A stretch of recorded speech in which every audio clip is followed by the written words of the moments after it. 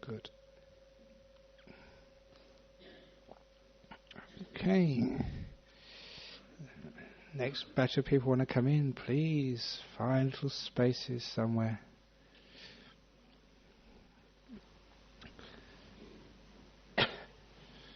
And in a very short time, a few seconds, are beginning this evening's Dhamma talk.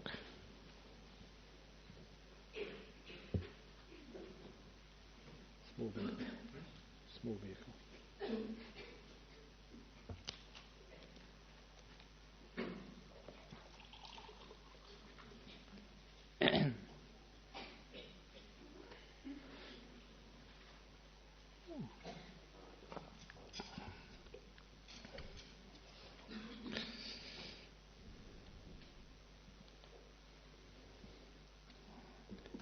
Many of you know I've just come back from teaching overseas, mostly teaching in Ipoh, halfway between Kuala Lumpur and Penang, New Malaysia, teaching a nice retreat.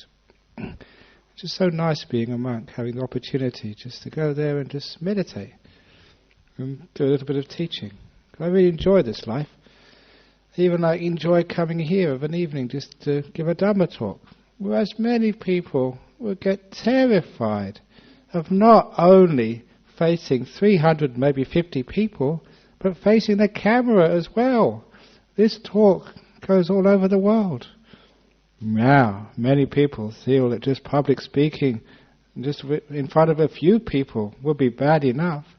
But imagine, without any notes, without any preparation, not knowing what you're going to say, talking to so many people and to the world.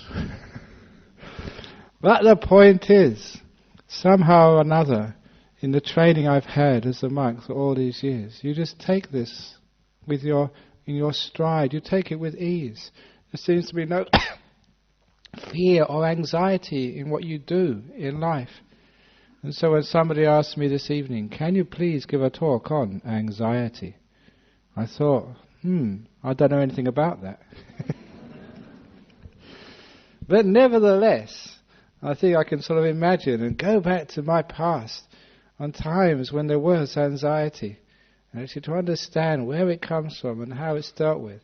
And especially that there's a type of anxiety which I've heard is getting more and more prevalent in our modern world. The huge anxiety, the panic attacks, which come at times when you hardly expect them, and times when you feel just so at ease, but then suddenly this panic attack comes and leaves you completely disabled, not knowing what to do and completely confused. So, why are these panic attacks, extreme anxieties, getting more and more common in our modern world? And moreover, what can we do about them? And understanding what we can do about them and where they come from also starts to unlock some of the great teachings of Buddhism, the ways to create this wonderful peace and happiness in the mind, which is not just for the sake of enjoyment when you are meditating, but which is far more powerful than that, which starts to heal and solve these great problems which people face in our modern life. And all these little problems, the Buddha called this is like symptoms of suffering. And these can all be helped, they can be eased until they finally disappear and you're at peace and you're happy no matter what you're doing. So this is what Buddhism promises, and one of the things which I've been trying to do over the last many years now when I've been teaching is actually to try and get these great teachings of the Buddha and apply them to these problems of modern life. And tonight, anxiety. So look how anxiety, you're going to get hammered today. After this Dhamma talk, anxiety, or actually the beginning, anxiety itself should be very anxious of what I'm going to say. Your days are numbered, anxiety. So, of course, we've got the ordinary little fears which come up in our life, and many of us have those. But one of the ways to counter the fears which we have in life is understanding. First of all, use a bit of wisdom. Because Buddhism is very, very strong just on wisdom. And then, after wisdom, if that doesn't work, we come to just why that wisdom doesn't work. Just the nature of our mind which doesn't really perform its jobs properly, hasn't been trained properly, like a computer which crashes, or like a car which doesn't work properly. You get the mechanic in to fix it. And now you've come to the great mechanics of the mind, the Buddhist monks. This is better than the RAC, this is the BAC. The Buddhist... hey, what's the Buddhist? Think of something which begins with A. Basically, anxiety control, or whatever it is, yeah. So this is actually how we overcome these problems. But first of all, I always sometimes get a bit not confused, but surprised. Why do people have anxiety these days? What have you got to be anxious about these days? I mean, what could possibly go wrong in your life? The worst that could happen to you is you die. So what? You've done that before. And one of the great things about Buddhism, when you believe in reincarnation, if you're about to die, it's not just, I'm dying. All it is here we go again.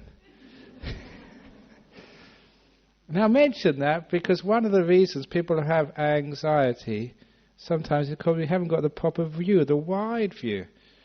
And my goodness, look, there is proof of reincarnation. The evidence is out there. And anybody who comes and says, show me the proof, show me the proof, I said, I'll show you the proof if you really want to see it. But most people don't want to see it. They're stuck in their old ideas.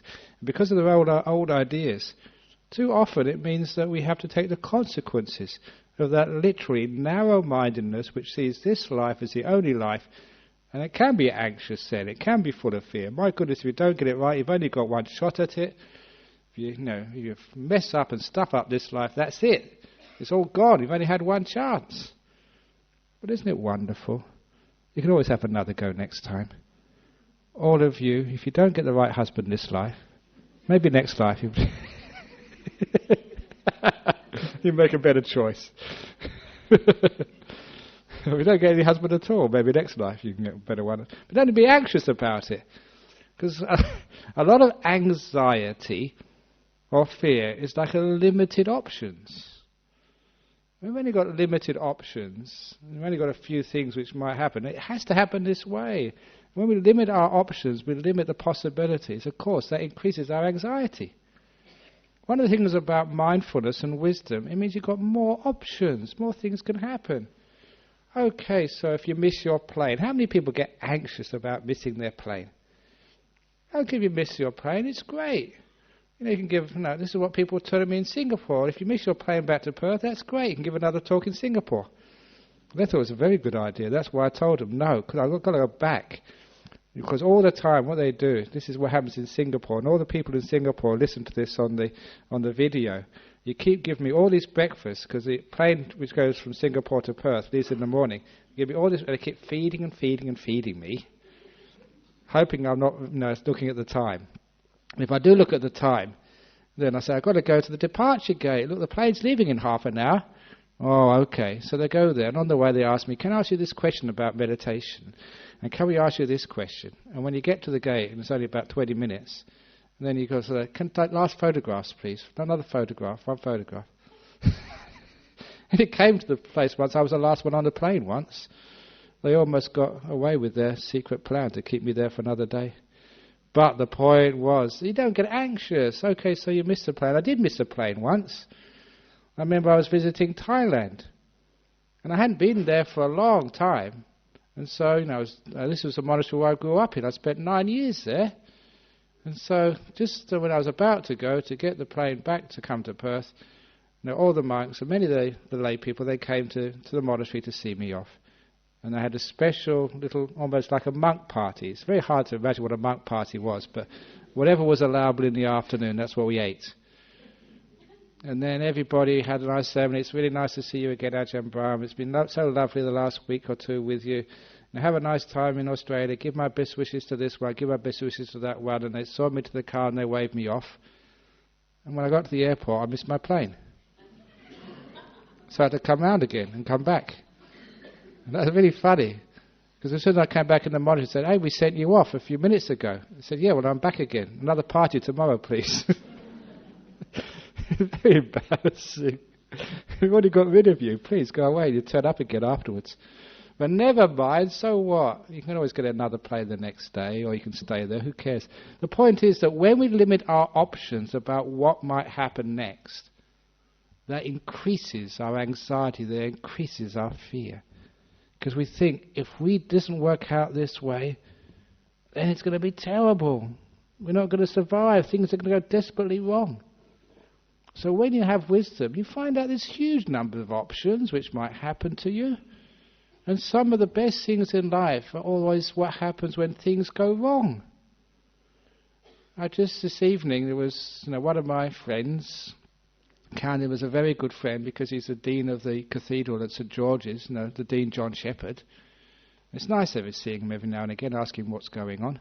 The last time I saw him, he was very happy because he supports the bombers, and the bombers have just beat Fremantle, so he's very happy. I think he should be thrown out of Perth if he doesn't support Perth team, but never mind. I'm tolerant. But anyhow, he just invited me to give a talk somewhere, and I remember many years ago when we were doing an interfaith service at St George's Cathedral. And if ever you've been to interfaith services, most of them are just so boring. And they're so dull. That, if you don't fall asleep, the only reason why we have to keep doing these ceremonies of having this loud choral music is to keep people awake. And this was one of these boring services. Everyone was just doing this little chant and standing up and sitting down and going on. And then I saw this policeman came from the side gate and talked to the dean. And then he interrupted the service. He got on the microphone and said there's been a bomb threat. Some fundamentalist idiot had got on the phone and said that you shouldn't have people from other religions in St George's Cathedral. That's a sacred Christian church. And they put a bomb there. It's a bomb threat. And said, we've been told by the police we have to clear out the cathedral immediately in case there's going to be an explosion. And that was the time when everybody woke up. It was the first thing I really listened to over the microphone. And so we all had to go outside while the police searched if there's any bombs in there. And of course it was only just a threat, one of these idle threats. But it was the most wonderful interfaith service I've ever been to. Simply because when we all got outside, we actually started talking to each other and cracking jokes and having fun together. There was actually fellowship there. It was the most wonderful time because it wasn't planned, it went wrong, and because it went wrong, it became human. And so we had a wonderful time, and afterwards, actually, I made a suggestion. He sort of put it up on when he gave his little speech at the end. We should do this every year. Simply because when things are choreographed, when they all go right, there's a lack of real humanity there. And because of that, there's no real love, there's no real joy, there's no real fun, there's no real adventure. So when things go wrong, I think it's the most wonderful time. I don't know, she's not here this evening, he's not here. This funeral which went wrong. I love funerals when they go wrong. There's a couple of great funerals. You don't have to be anxious about a funeral to make sure it all goes right, because if it goes right, it's a terrible funeral. You forget that very easily, but when something goes wrong, you always remember that. I remember this one funeral where it was a Chinese funeral, and they put too many knobs on the side of the casket because they wanted to make it look nice and expensive. It was for their mother or father, and they wanted to do the very best. It had so many knobs on the side of the casket. When they lowered it into the hole, it got stuck. It got jammed halfway down. You should have seen the looks on those funeral directors. That's enough to make anyone laugh. They usually look pretty serious, but this was real serious.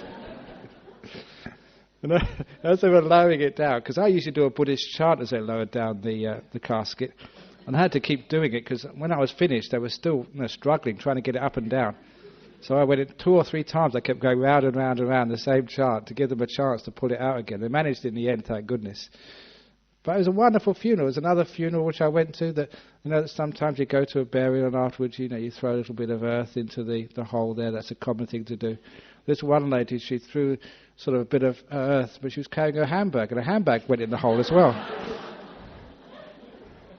It went clunk on the coffin. And of course everybody laughed. I'm sure the guy in the coffin also laughed. And it meant the seriousness of it went away. Everybody had a good laugh, and they started. Some of these relations who hadn't talked to each other for years were now talking to each other.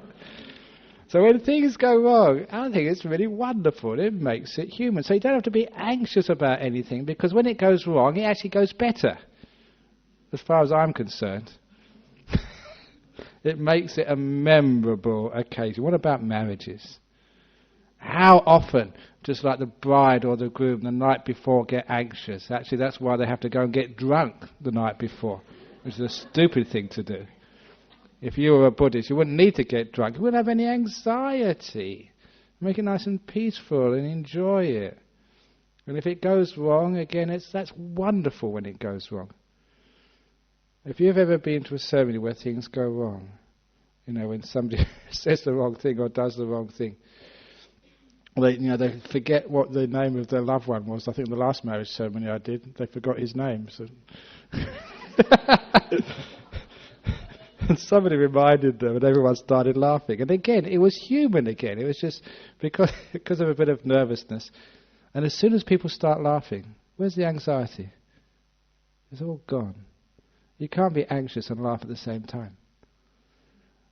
And of course, life is what goes wrong.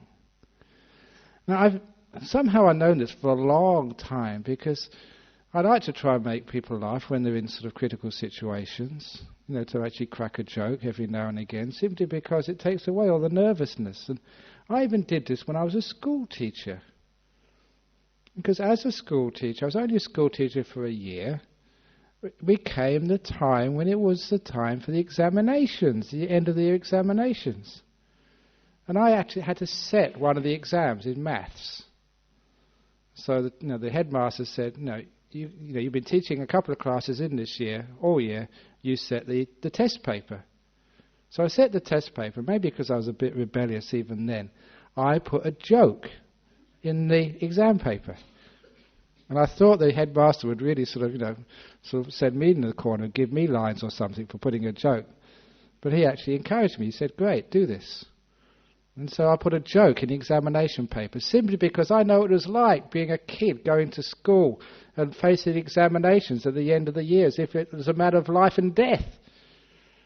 And people were so nervous, and sometimes people get panic attacks when they have examinations. But the great thing was I was the invigilator. I had to sit on the stage here to watch make sure that no one was cheating. But I wasn't actually watching for them whether they were cheating. I was watching and waiting for them to come to that question where the joke was and see what would happen. That was really good fun. And I was looking and sure they got to that question. And the people would move their head away. What's this? Did they read this right? There's a joke in the examination paper. And then they knew who wrote it, so they looked at me and I had this big smile. And they giggled. And then they went back to the examination paper. And it's a wonderful thing to do, to give a bit of relaxation to kids when they're starting examination. Because when I said a joke there, it wasn't so blooming serious anymore. And what is the big point about examinations and tests and things like that? As I've mentioned, I know I get a lot of flack back from parents about this, but in life you have to keep on doing examinations and tests until you finally fail one, and then you can stop. If you fail it early, you can stop earlier.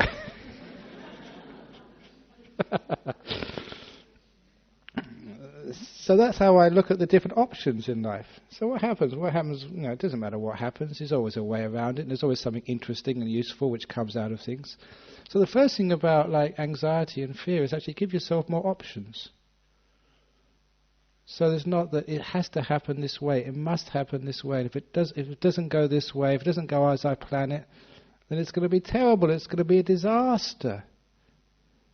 If you give yourself more options, you find what once you thought was going to be a disaster, and that very thought, the idea, was the cause of your anxiety, you realize it's not a disaster either, after all. In fact, it's always grist for the mill, it's dog poo for the mango tree, it's always something which gives a texture to life. What goes wrong in life is what you always remember. And it gives, you laugh at it afterwards. And it gives a sense of humanity. A real life is what goes wrong. And it gives life this beautiful sense of unexpectancy, adventure, interest, and even joy. But the people who survive in life, the people who are successful in life, are the ones who can adapt, who can accept, learn, move on, and make use of all the things which go wrong in life. But the trouble is, I might say that, but still sometimes it just doesn't work. You say, yeah, I know that intellectually, but I still get afraid. I know it's only just a little examination. I know it's only like a driving test. I know it's only just an interview, and there's many interviews I can do afterwards, but why do I always get so anxious and so afraid, and why do I get these panic attacks? And I think one of the reasons is because our modern life, the way we've used our mind, we've actually celebrated fear. We watch movies which make us scared. We go to theme parks with these death drops which make us scared. We'd actually like to listen to ghost stories which make us really scared.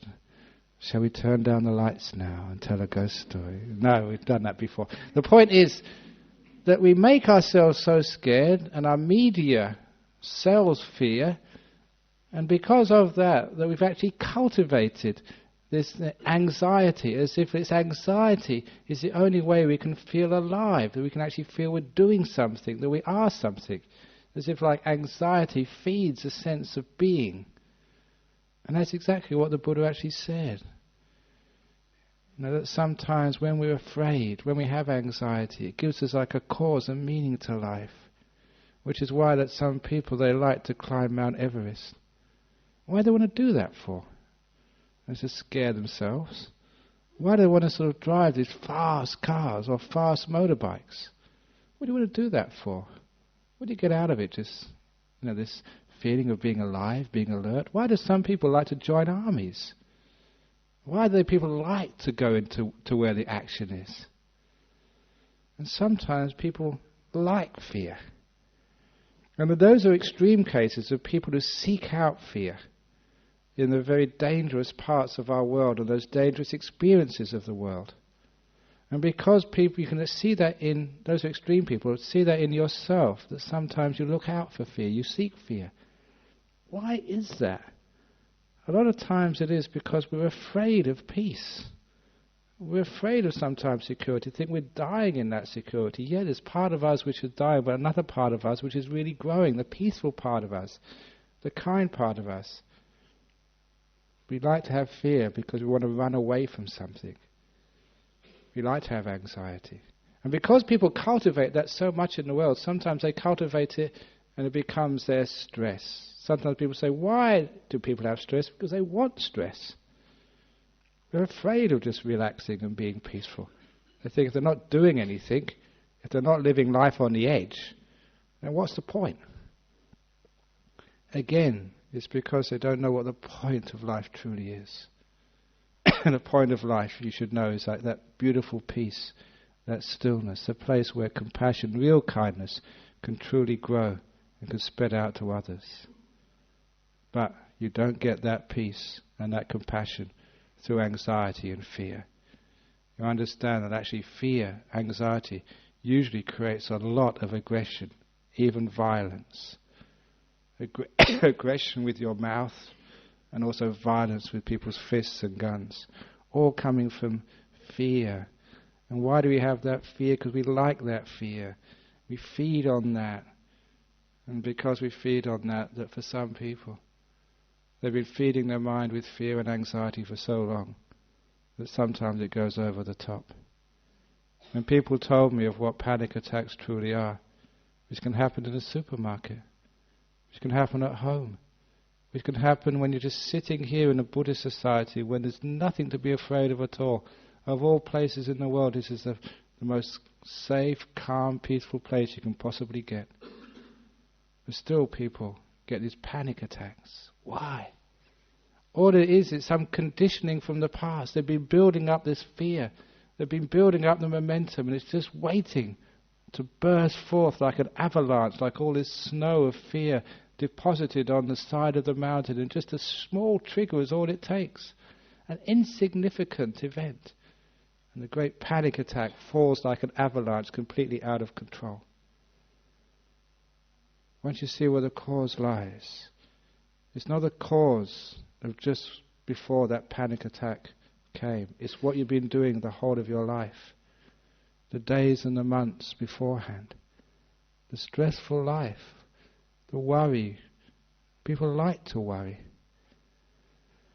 You know that as a monk you don't watch TV. But every now and again when I went to go and visit my mother, I'd just sit with her and watch some of these TV programs which people watched. I remember having been a monk for 9 years in Thailand, going to see my mother and seeing the first TV program since 9 years. And I couldn't believe just what happened. I forget what movie it was and what series it was. There's some sort of like special detectives in London. Only a half an hour, weekly series. But in that half an hour I counted how many people had been killed. It's about 12. That's like one death every 2.5 minutes. And I thought, what's going on here? Because I was a monk and I came from like a very calm and peaceful background, I saw that and I noticed just how much violence and how many people died in this TV series in just half an hour. But for people who watched those sorts of things every week, it was normal, it was natural. They became inured to that fear. Because all those movies are trying to get that fear up, trying to get you clinging to the side of the armchairs, trying to move those emotions of fear. And people were enjoying that. And the worry which people have, why is it that people watch all these soap operas, like Neighbours, or what's the other one, Emmerdale Farm, Home and Away, I don't know which one. The Bold and the Beautiful. We should start a soap opera, like the monk and the lay supporter or something, I don't know. It's interesting. I know that in the plane coming back from Singapore, I saw there was an article about Batman. They've got a new Batman movie coming out. And I just noticed they've done Batman so many times. Superman's been done a bit. Spider-Man is already there. The one they haven't done, the one superhero which I read when I was a young monk in Thailand, it was a comic strip in Thai, Super Monk. Now anybody who knows anybody in Hollywood, you can get this franchise for the Super Monk series, because it's an amazing thing. This Super Monk, he would have all these psychic powers, and that's where he got the powers from for meditation. And he'd go flying through the air. He'd use these to stop a train so people don't get run over. Could read a terrorist's mind straight away and tell them the bomb's over there, because he could read people's minds. I could do all these incredible things, but also at the end would give this wonderful Dharma message, like anger doesn't, you don't overcome anger with anger, you don't overcome violence with violence, terrorists. You do it with peace and forgiveness, and in the end everybody's happy and peaceful and meditating together. Wouldn't that be a wonderful TV series, or a new franchise for Hollywood? Forget Batman, forget Spider-Man, Super Monk.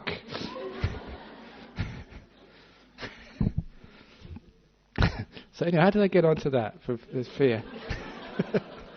Oh, that's right, yeah, just about sort of anxiety. People actually want to get upset and they want to get afraid.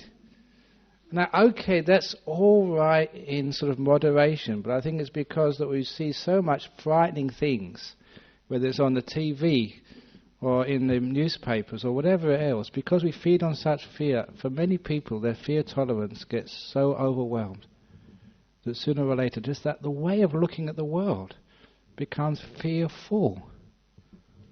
It just becomes a bad habit of the mind.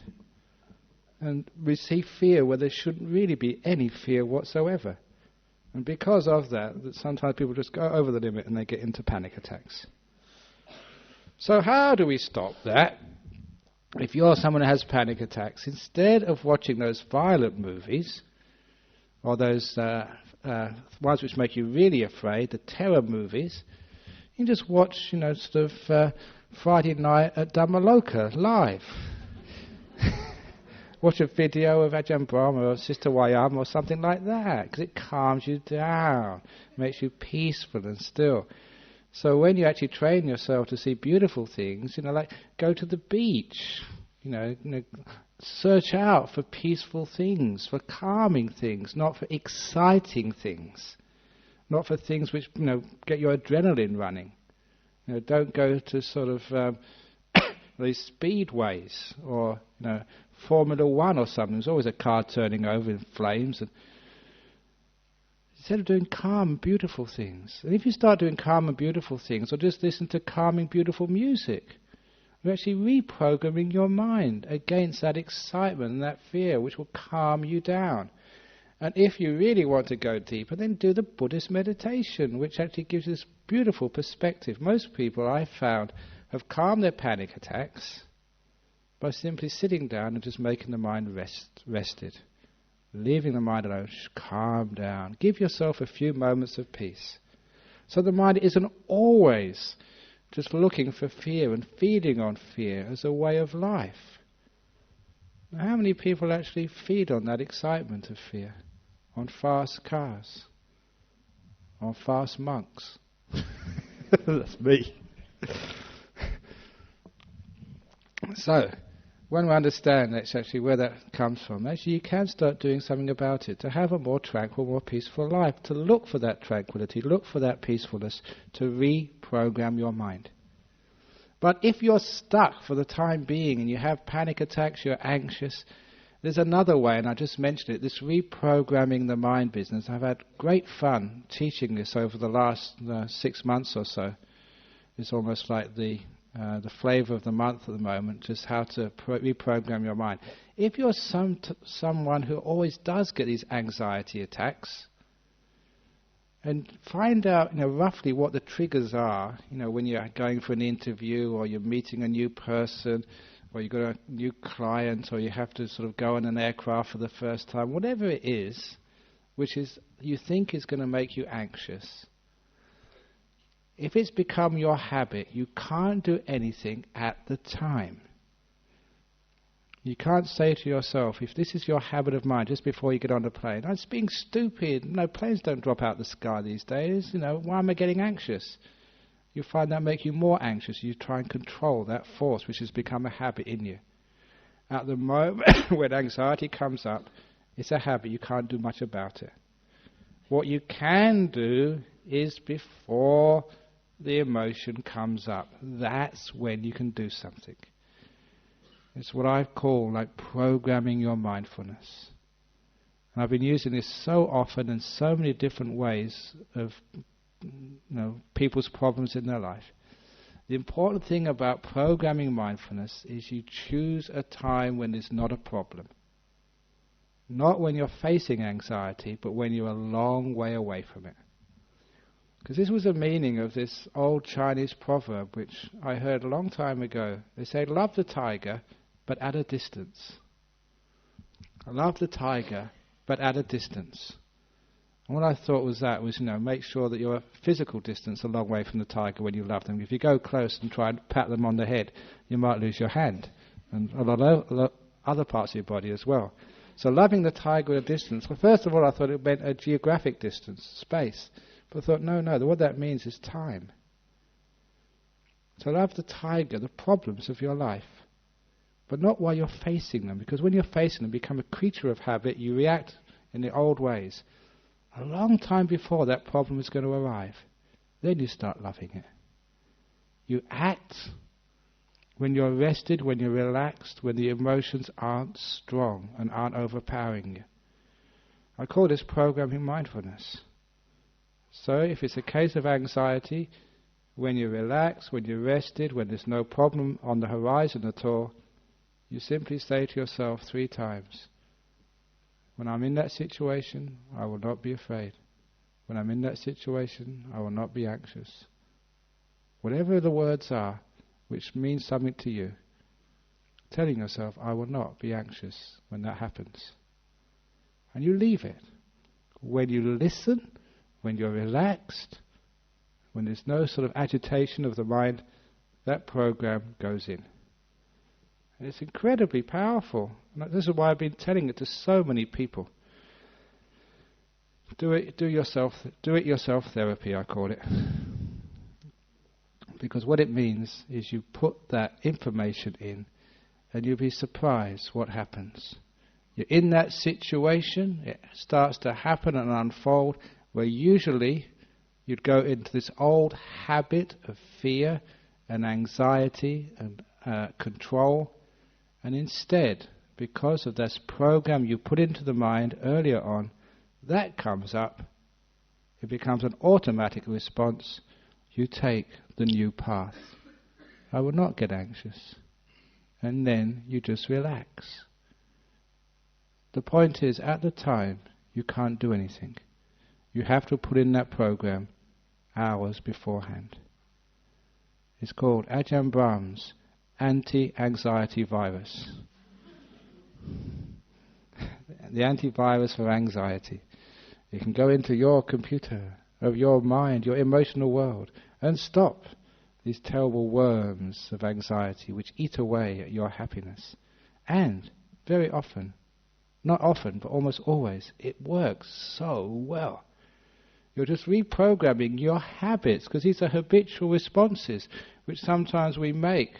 They're not really worthwhile, they're not appropriate to the dangers of the situation, and we can actually do something about it. But more than that, not just reprogramming your mindfulness, when you make your mind softer with meditation. When your mind is very, very soft, it's like a sponge. You can sort of drop it in the ground, it doesn't shatter. Another thing with anxiety attacks is like this, dropping a glass on the ground. Of course it will break and shatter because it's just so hard. And people's minds become just so hard, they're brittle. Which means little things again create this panic and anxiety attacks, as if your mind is shattering at this particular time when you have a panic attack or an anxiety attack. And why is that? Because your glass is too hard.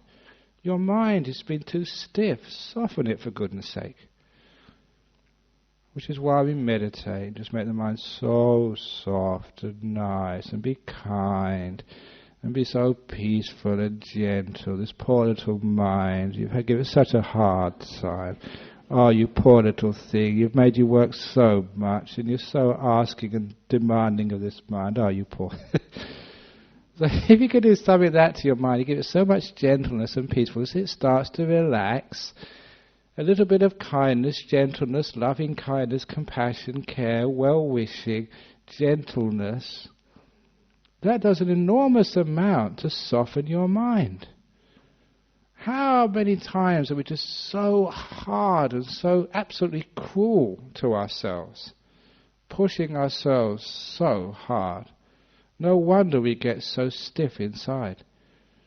Are you just so demanding and critical of yourself, never thinking you make a good job of whatever you do?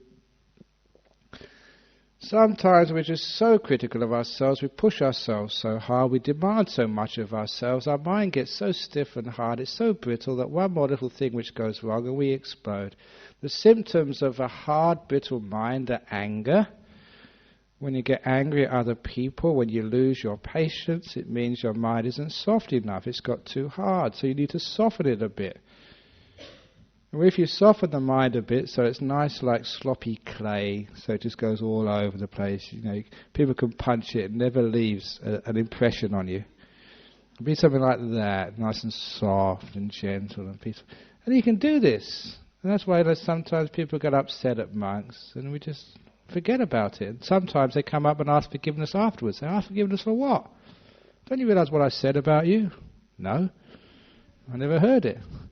So sometimes it's fun to abuse a monk, because the monk just sits there. Yeah, it's very kind of you to actually have the time to talk to me and call me camel face. I never realised you even noticed me. That's the only term of abuse I'll be using these days. Sometimes when I went to Malaysia, people said I've put on weight, I've got fatter. I said, yes, because Buddhism is growing in Australia, so am I.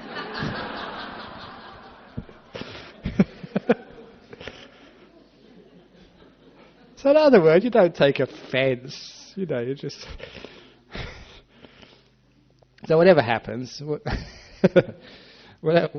whatever happens, you're just soft and lovable, and people try to wind you up. You just refuse to get wound up. And so because of that, you've got this beautiful soft mind, and it's just impossible to get angry. So everyone knows it's a waste of time getting angry and upset or getting anxious and being feared. All these negative emotions are a sign that your poor old mind hasn't been looked after. You're too hard, and you're just too resisting of life, and you just can't take much more afterwards. That's why a little bit of peace in your life, a little bit of gentleness, a little bit of quietness makes you more tolerant. More tolerant to life going not the way you plan it to go. When you're at peace and still, doesn't matter what happens, that's good enough. You can always do something with it. But when you have no peace in your heart, you find you're much more demanding of the future. Your options are much narrower. It has to be this way.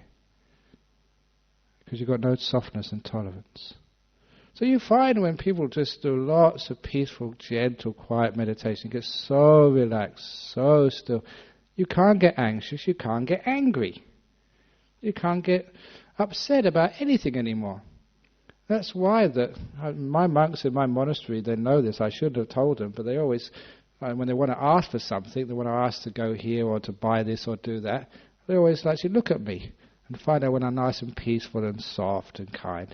And that's when they ask me these things. That's what you should do with a partner in life. If you want to buy a nice dress and your husband hasn't got enough money, ask him after he's had a nice meditation. Yeah? And you go, oh yeah, may all sentient beings be happy. Oh, certainly, dear. But the point, if you're a husband, you want to go and watch the West Coast Eagles or whatever it is, and it's very busy. Just after your wife has been to the morning dana, done a bit of meditation, it's all right if I go. Say, oh yeah, sure. Because it's true, when you have peace and happiness in your heart, you don't get angry, you don't get upset, you're more tolerant, you're more at ease. When you're more at ease with life, not only do you don't get these negative emotions coming up, but you don't get the anxiety and the fear afterwards. The anxiety and fear is obviously coming from the stress which people have in their life. They just don't know how to relax, to be at peace and enjoy themselves. We should have more fun in life. People are far too serious. I've already mentioned weddings should be far more fun, not too serious. Do it the other way round. Don't always do it the same thing. Put the rings on the toes or something instead of on the wedding finger, whatever. Why do you have to have a wedding ring on one? I don't know what particular finger it is. I never got married. I wouldn't know anyway. But put it on a toe or something. Make it a little bit different and make it fun. And funerals as well. Make that fun. And everything else you do in life, if it's a examination, make it fun. An interview, make it fun. Look, if you go into an interview for a new job and you make your interviewer laugh, they're probably going to want to sort of hire you simply because you're fun to work with. And they also know that you know how to overcome stress. You're light-hearted. In this modern working world, there is so much stress, so much demanded of you, and the interview is almost like a test of how much you can deal with stress.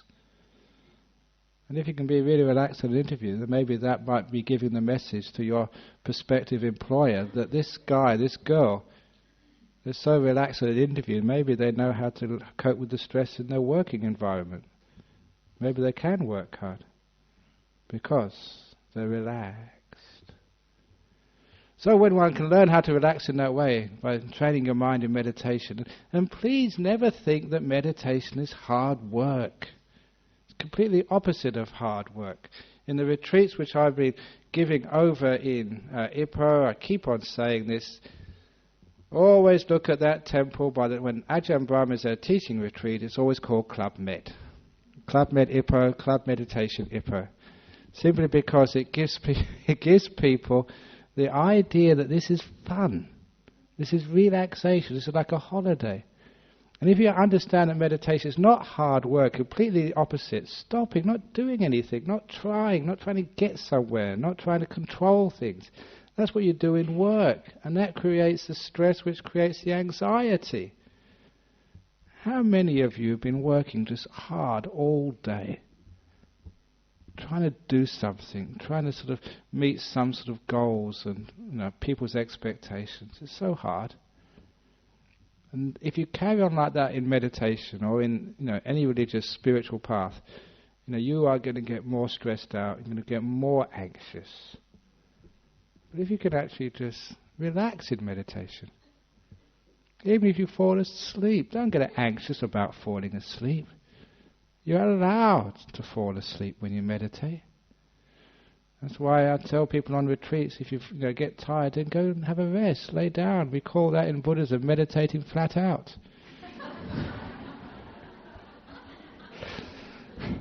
Well, you can tell your boss, if you want to take a rest, I've just been working flat out, boss. But the point is you're learning how to just relax. And that's so important. Because if our world doesn't learn how to relax, you'll never have a sense of humour. You'll never be able to laugh. You'll be so serious. You get anxiety attacks. You do the wrong thing at the wrong time. You get so stiff. When you're driving a car, you get so anxious that because of your anxiety, you make accidents happen and everything goes wrong. I remember as a kid, the first time I got a bicycle, I was so anxious that I'd fall off. I gripped the handlebars so hard, I was so stiff, I kept on falling off. The anxiety caused me to fall off. Because you all know if you're going to ride a bicycle or a motorbike or even drive a car, you have to relax. If you're so stiff, your body just cannot respond to the needs of the moment. And that's just a metaphor for life. Anxious people become so stiff they can't respond to the needs which come up unexpectedly every moment. And that's actually why I never plan my talks. I don't want my talks to be rigid. I want it just to respond to just the moment, whatever comes into your mind. And when it responds to the moment, just like you'd never fall off on a motorbike or a bicycle, because you're always balanced, because you're relaxed, or like the little kid who falls off the third story, they bounce, they never hurt themselves because the body completely relaxes. By relaxing, so many wonderful things happen. So even when you go to the dentist, you just relax. And I do relax when I go to the dentist, simply because the dentist chair is the most comfortable chair that a monk is ever allowed to sit on. It goes right down, it's just so nice. And number two, the other reason why I like to go to a dentist, because I've got so many things in my mouth, for once I cannot talk. You can ask me all the questions in the world, I will not be able to answer. Just go, oh, oh, oh, oh. So it's a small price to, the drill in your mouth or whatever, it's a small price to pay for that beautiful, lovely chair. So the point is you don't get anxious about anything. And I'm not just saying that, that's actually true. There was that case about, 14 years ago now, when we had a big bushfire over in Serpentine. A big bushfire came to our monastery. Huge. It was the hottest day of the year ever recorded in Western Australia at the time. This big bushfire came through. Massive. Trees were exploding like bombs going off. And it was really dangerous. I mean, this was really dangerous stuff. People die in bushfires. But we fought the fire, we were told to evacuate. And after being evacuated, I was interviewed by the news, on the evening news. I said, were you scared? Oh, no, it's only a bushfire. And so what, if you didn't die anyway, it's a great way to die because you don't have any cremation costs. It all comes with a package. And like many Buddhists, they want their ashes to be spread over our monastery. It's spread over there at the same time. That's real efficiency. We always wanted to build a crematorium on our monastery. Now we had one. So With that sort of attitude, you're not afraid of anything. There's always a positive spin to whatever happens.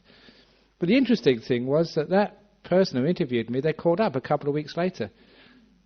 And it was like one of these women who fronts the news. You see them on the news in the evening interviewing people. She said, look, I can't get you out of my head, she said, simply because I've interviewed so many people. This is my profession, and you're the first person I see who wasn't afraid of what had just happened. You weren't anxious.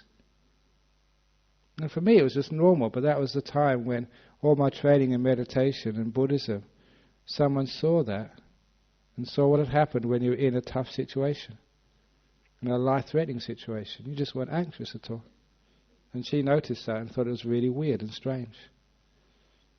So this is actually what happens. I remember just a few weeks later, Curtin University Department of Psychology came along.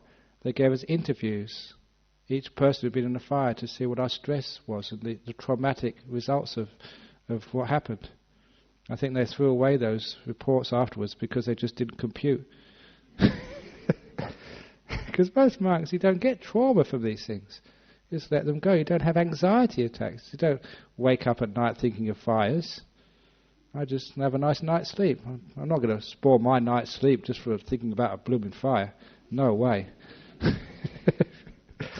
So the point is, this actually does work. You do overcome anxiety. You do overcome fear. And again, to sum up, the reason why it does this, because the wisdom gives you more options. You're not narrowed with a couple of options which you think, this is going to happen, it's going to be terrible. I've either got these two options, it's going to go my way, it's going to go another way, it's going to be terrible. It gives you more options. Whatever happens, it's going to be okay. The worst thing which happens, you die, you just get reborn again. Have another try next time. So what? Big deal. And number two is you learn just to maybe program your mindfulness as a stop measure before true wisdom and peace comes up. And number three, just relax a bit more. Just give yourself a few moments of peace and quiet in your life to make your mind nice and soft and gentle and like a sponge. People are just too hard and too stiff these days in their minds. It is a cause of stress, makes huge problems with your health, creates arguments and anger. You can't laugh as much. And next, you get anxiety attacks. And you get afraid when you really shouldn't be afraid, when there's nothing to be afraid of. So when you do a little bit of meditation, make your mind soft and peaceful and kind. And don't make the meditation hard.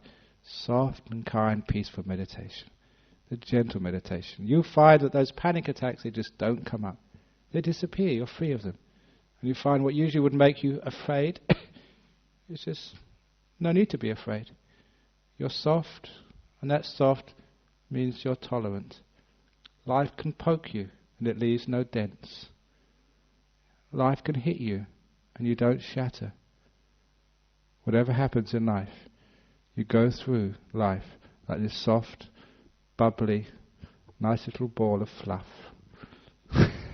Rather than this very expensive, hard crystal ball, which is always breaking and shattering at every event which happens in life.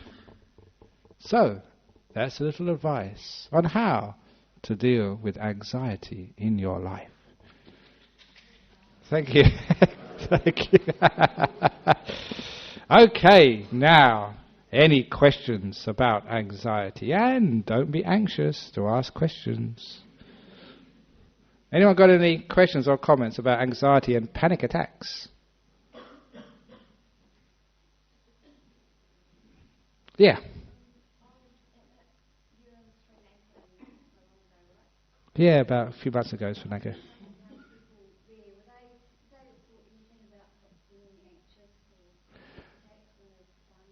Okay, the tsunami and the effects on many of the Sri Lankan people.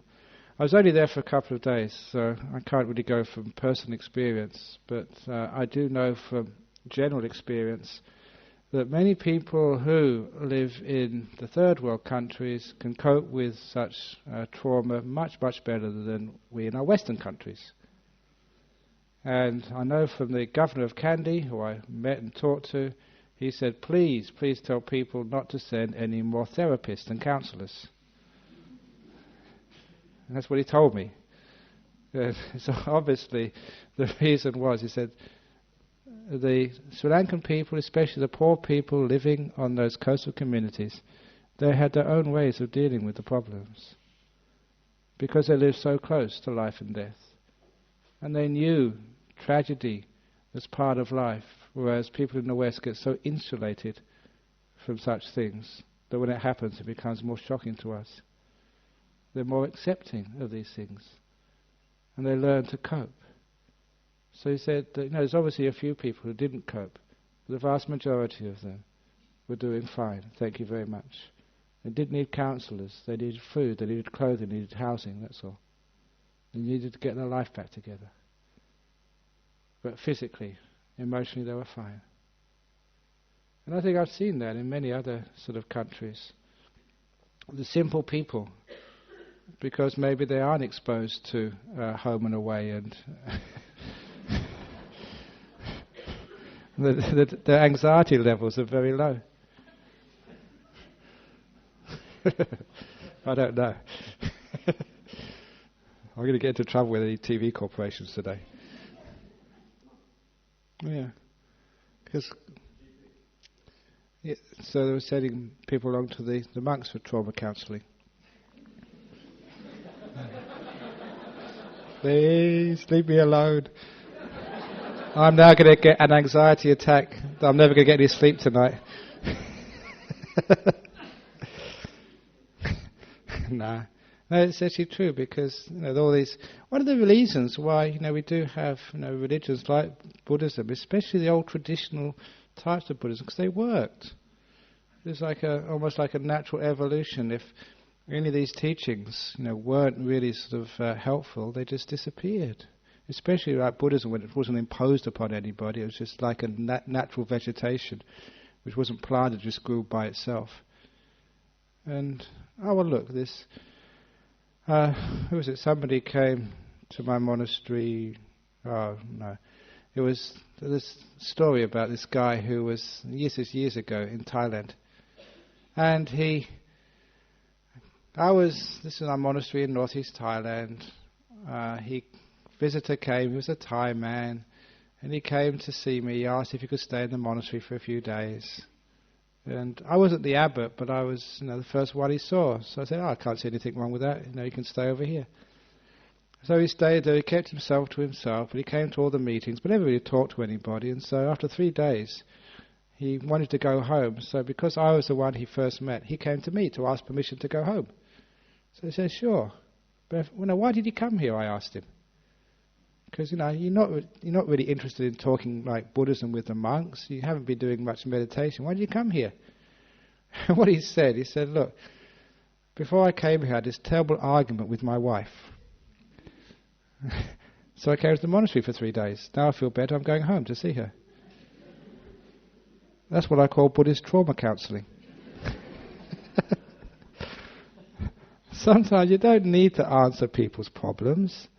You just need to give them a space of peace and safety so they can answer the problems themselves. That's what he did. Instead of going to a bar or going out with his friends or going to somebody else, he just came to the monastery, just had space for 3 or 4 days to calm down in a supportive, compassionate, peaceful environment. And then so you could see what needs to be done. Give yourself some softness, some peace.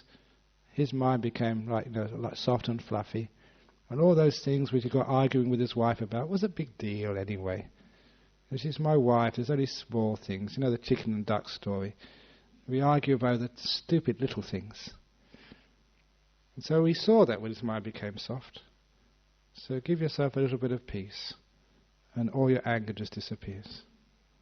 Be kind, and the anxiety in the world just disappears. So this is actually, what you're saying is true. They go and see the monks.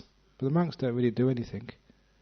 All they do is just give them peace and encourage them just to slow down, to be soft. And with that softness, they can take the traumas much more easily. They're not so hard and brittle.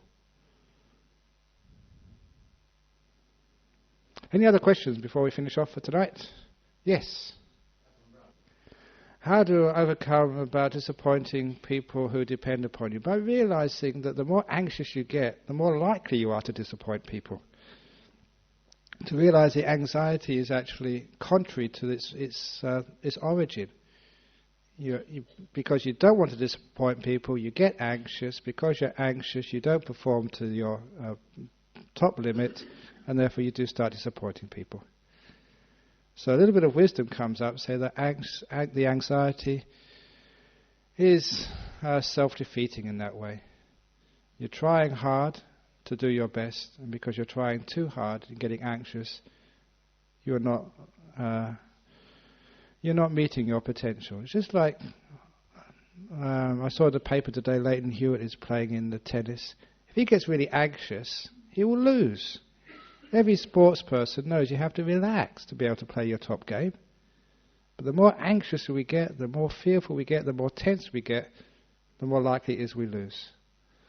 So in order not to disappoint your supporters, the people behind you, backing you, in order not to disappoint the people depending upon you, for that reason I will not get anxious. So the more responsibility you have, the less freedom you have to be anxious, basically. So you have to deal with that anxiety and realize that relaxing is the best way to succeed and to do your very best. Does that make sense to you? Is that the question you're asking? Okay. Because that's the answer you're getting.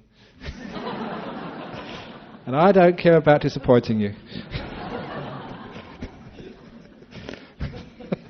So there we go. So thank you very much for all those questions, and thank you also for the guts to ask questions. All of you who ask questions, if I do make a bit of fun, and please it's not at you, it's just to liven things up here. And all the people who do ask questions, marvellous, well done. You are the cream of the people who come here. Thank you very much.